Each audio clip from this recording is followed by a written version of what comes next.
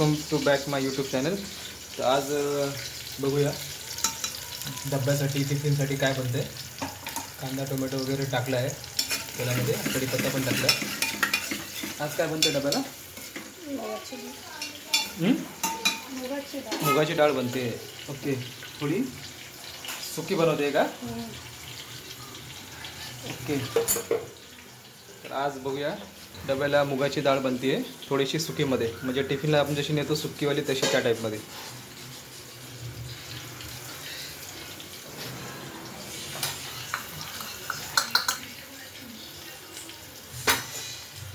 अरे मग आता